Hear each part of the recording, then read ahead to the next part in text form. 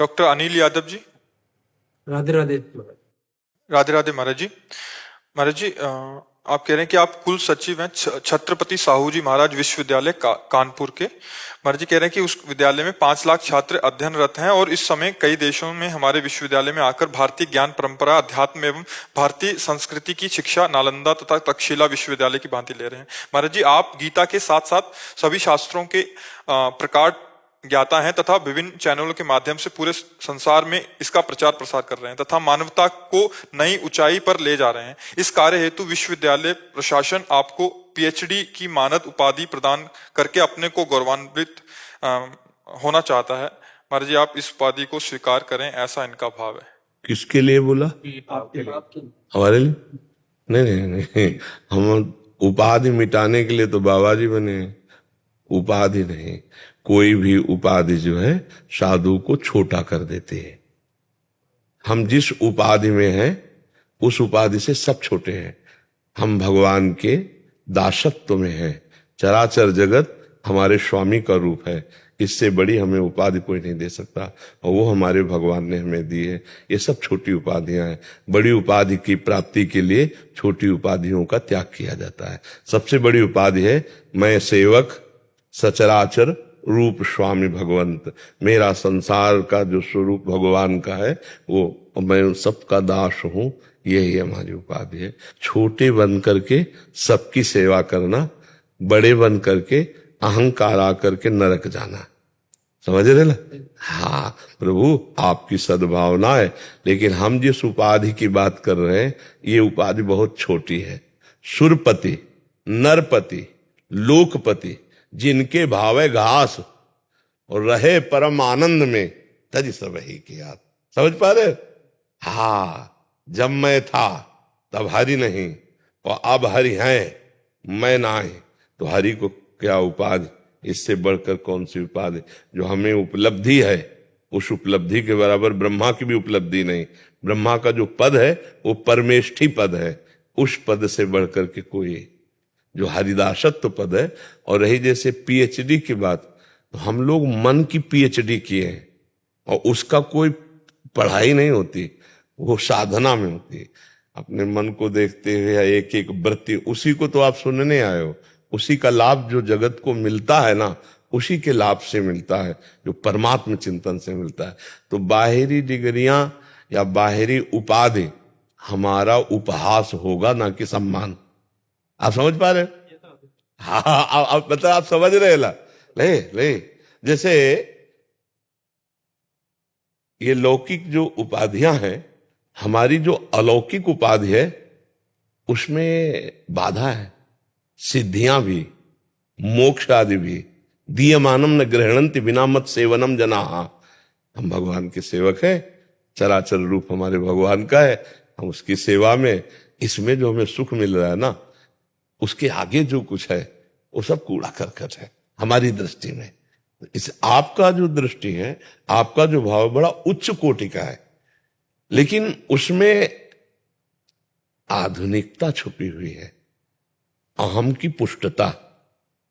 आप गौर से देखना, अहम की पुष्टता। और हमारी साधना क्या रही?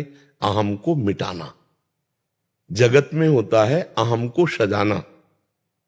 देखना, जगत की उन्नति क्या होती? अहम को सजाना। और भगत की उन्नति क्या होती? अहम को मिटाना। नहीं, जो अहंकार जन्म मरण का कारण है, संस्कृति मूल शूल प्रदनाना, सकल शोक दायक अभिमाना, ताते करे कृपा निधि दूरी, सेवक पर ममता आती हुई। अब जैसे हम कभी हृदय में भाव आए तो हम यही भाव करके रोएंगे, प्रभु मुझ जैसे दीन अधम का आपके सिवा कोई नहीं। प्रभु मैं बहुत अधम हूं, नीच हूं, कोई ज्ञान नहीं, कोई पद नहीं, कोई, प्रभु मैं आपका हूं। तो ये कहने की गुंजाइश है नहीं? सुनेरी मैंने निर्बल के बलराम, अपबल तप बल और बाहुबल, चौथो बल है दाम, सूर किशोर कृपाते सब बल, हारे को हरि राम। ये जो हमारा मार्ग है ना, ये बहुत दैन्य मार्ग है, इसमें कोई पद भी नहीं। इसमें कोई हमारी दैन्य पदवी से बढ़कर कोई पदवी नहीं। दैन्य पदवी, हम आपके भी सेवक हैं, हम आपके भी सेवक, ये हमारी भक्ति है। उमा जे राम चरण रत विगत काम मद को निज प्रभु में देखे जगत। इससे बड़ी सिद्धि क्या होगी?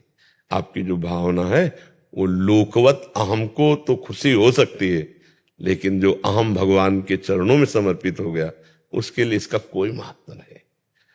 समझ रहे? हाँ, आप धन्य हैं जो आप ऐसी भावना करते हैं, पर इससे भी ऊपर एक भावना है जिसका परिचय आपको इस भावना के कारण मिला। नहीं तो हर्षित होने का विषय है ना। हाँ हाँ, बहुत बढ़िया, कुछ नहीं। ये क्या है?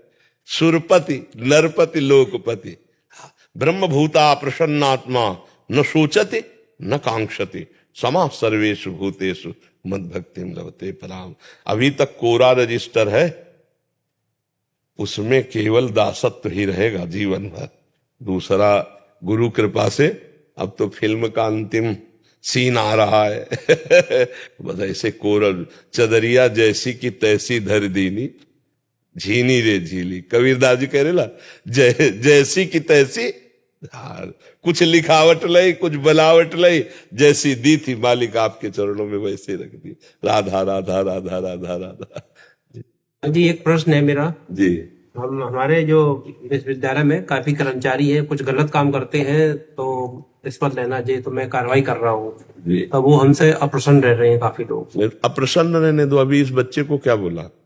अगर धर्म के विरुद्ध आचरण कोई करता है, अगर एक दो बार विनय के द्वारा नहीं समझता है, एक दो बार तो हम विनय करते हैं, जैसे साधुता हमारा अध्यात्म कहता है कि आपने गलत किया, हम आपसे कह रहे हैं आपने गलत किया, आप कहते हैं जी प्रमाणित है गलत है, हाँ, तो हम आपको एक बार क्षमा करने की कोशिश करते हैं यदि अपराध क्षमा करने योग्य है तो।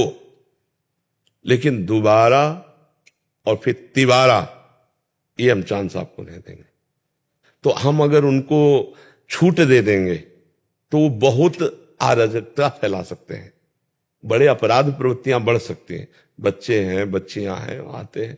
अगर कोई भी कर्मचारी जरा भी किसी भी तरह अपराध प्रवृत्ति का पाया जाए तो दंड विधान के द्वारा उसको पवित्र किया जाए। अगर दंड विधान नहीं होगा, भय नहीं होगा, तो उसकी प्रवृत्ति बढ़ती चली जाएगी और वो खुद अपना नाश करेगा और चार को और भी है। तो वो अप्रसन्न रहे या प्रसन्न रहे इससे मतलब नहीं होता। हमें देखना होता है हम धर्मयुक्त हैं कि नहीं, कोई सपोर्ट दे या ना दे।